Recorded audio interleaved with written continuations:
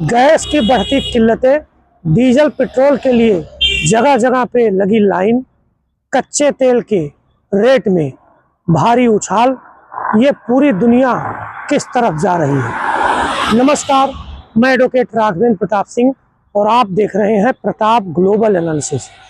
मित्रों, आज हम बात करेंगे अंतर्राष्ट्रीय स्तर पे जिस तरीके से कई सारे अति आवश्यक सामानों की आपूर्ति में कमी देखी जा रही है, खासकर चाहे वो डीजल पेट्रोल हो, चाहे वो एलपीजी की समस्या हो, चाहे फर्टिलाइज़र की समस्या हो या अन्य कई ज़रूरी सामान हो, इनकी किल्लत बढ़ती जा रही है। क्यों बढ़ती जा रही है, आज इसी विषय पे हम आपके समक्ष बात रखेंगे। मित्रों, आप सभी जानते हैं कि पिछले कई दिनों से अमेरिका, ईरान और इजराइल का युद्ध चल रहा था। कई दिनों तक युद्ध हुआ, उसके बाद एक अस्थायी सीज फायर की घोषणा दोनों देशों के मध्य की गई।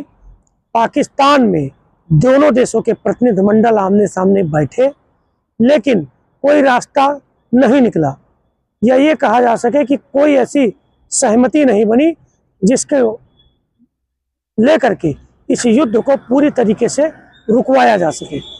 अभी तक तो खैर सीज फायर की स्थिति बनी हुई है, लेकिन दोनों तरफ से, चाहे वो बयान के माध्यम से हो, चाहे उनकी सेनाओं की तैयारी हो, दोनों तरफ से तैयारी पूरी है। और सबसे बड़ा अखाड़ा इस समय स्ट्रेट ऑफ हॉर्मुज़ बना हुआ है, जहां पर अमेरिका ने अपनी नाकेबंदी कर रखी है। ईरान ने कहा है कि बिना हमारे परमिशन के कोई जहाज यहां से जाएगा नहीं।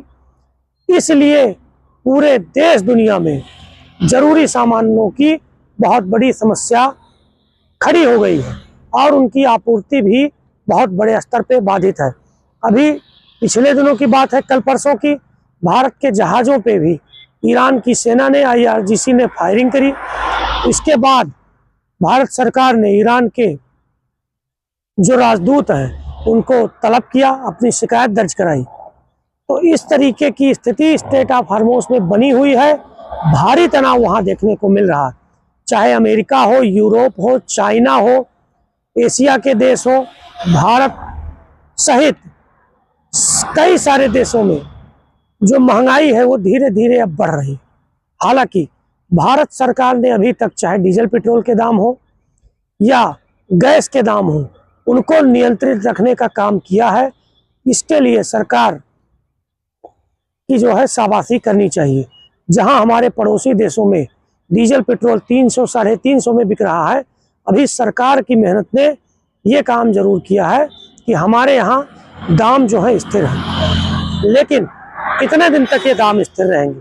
अगर सप्लाई होगी ही नहीं, सप्लाई आएगी ही नहीं, तो हमारे यहाँ ये सारे उत्पादन नहीं होते हैं। हमारे देश की जो खपत है उस हिसाब से हमारे देश की क्षमता नहीं है, चाहे वो डीजल पेट्रोल उत्पादन करने की हो या LPG उत्पादन करने की हो। सबसे बड़ी समस्या यही बनी हुई है। इसी वजह से आप देख रहे हैं गैस की किल्लत है। शादी ब्याह में जिन लोगों को गैस की ज़रूरत है वो लोग मारे मारे फिर रहे हैं। कई सारी पेट्रोल टंकियां बंद पड़ी हुई है, कहीं डीजल है तो कहीं पेट्रोल नहीं है, कहीं पेट्रोल है तो डीजल नहीं है। कई सारी टंकियां कई दिनों से बंद हुई है।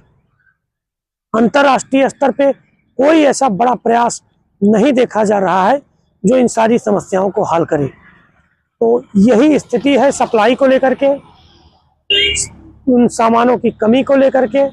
इन सभी बातों पर आपके क्या राय है, आपके क्या विचार हैं, आप जरूर हमारे साथ साझा करिएगा। धन्यवाद।